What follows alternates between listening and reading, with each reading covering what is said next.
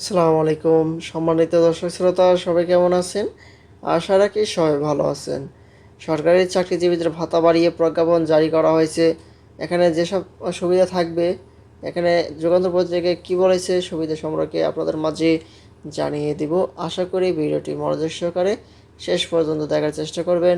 আর আমাদের এই চ্যানেলটিতে নতুন হয়ে থাকলে অবশ্যই চ্যানেলটি সাবস্ক্রাইব করে পাশে থাকা বেল আইকনটি অন করে রাখবেন। এখন থেকে বিস্তারিত কী বলা হয়েছে দেখতে পাচ্ছি। বলা হয়েছে সরকারি চাকরিজীবীদের বিশেষ সুবিধা মহার্ঘ ভাতা বাড়িয়ে নতুন প্রজ্ঞাপন জারি করা হয়েছে। এতে বলা হয়েছে বিশেষ সুবিধা বাবদ চাকরিরত কর্মকর্তা মাসে ১,০০০ টাকার বদলে কমপক্ষে ১,৫০০ টাকা হারে এবং পেনশনভোগীরা ৫০০ টাকার বদলে কমপক্ষে ৭৫০ টাকা পাবেন। অর্থ মন্ত্রণালয়ের অর্থ বিভাগ ৩ জুন এ সংক্রান্ত প্রজ্ঞাপন জারি করে। সোমবার ২৩ জুন তা সংশোধন করে অর্থ মন্ত্রণালয়ের প্রগতি অনুবিভাগের অতিরিক্ত সচিব দিলরুবা শাহিনার স্বাক্ষরে নতুন এই প্রজ্ঞাপন জারি করা হয়। এখানে আরও অনেক কিছু বলা হয়েছে। এখানে আপনারা যারা ১,০০০ টাকা পেতে যাচ্ছিলেন তারা ৫০০ টাকা পাবেন আর ৭৫০ টাকা পাবেন পেনশনভোগীরা। এখানে বলা হয়েছে বেতন যে ভাতা গ্রহণকারী পেনশনভোগীদের বিশেষ সুবিধা দেওয়ার কথা বলা হয়েছে যে চিঠিতে বলা হয় ওয়ারেন্ট অফিসার বা সমতল পদবি থেকে চতুর্থ পর্যায়ের সব সদস্য ধর্মীয় পরামর্শদানকারী কর্মকর্তারা মূল বেতনের ১০% হারে বিশেষ সুবিধা পাবেন।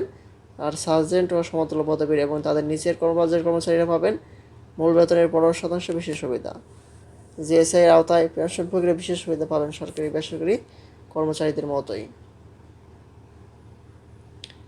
আর আইন ও বিচার বিভাগের সচিবের উদ্দেশ্যে পাঠানো চিঠিতে বিশেষ সুবিধা দেওয়ার কথা বলা হয়েছে। বাংলাদেশ জুডিশিয়াল সার্ভিস আদেশ ২০১৬ অনুযায়ী এই চিঠিতে ১০% ও ১৫% কথা আলাদা করে বলা নেই। চিঠিতে মূল বেতনের ১০% হারে বিশেষ সুবিধা দেওয়ার কথা বলা হয়েছে।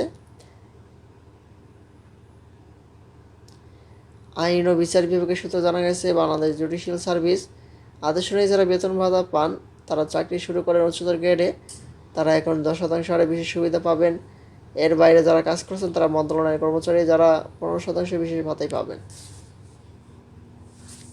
মাধ্যমিক উচ্চ শিক্ষা বিভাগের সচিব এবং কারিগরি ও মাদ্রাসা শিক্ষা বিভাগের সচিবের কাছে পাঠানো চিঠিতে অর্থ বিভাগ কেন্দ্রভুক্ত শিক্ষকদের কর্মচারীদের বিশেষ সুবিধা দেওয়ার কথা বলেছে। এখানে আরও বিস্তারিত অনেক কিছু বলা হয়েছে।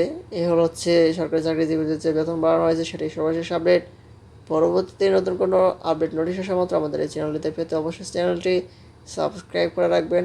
ধন্যবাদ সবাইকে। আসসালামু আলাইকুম।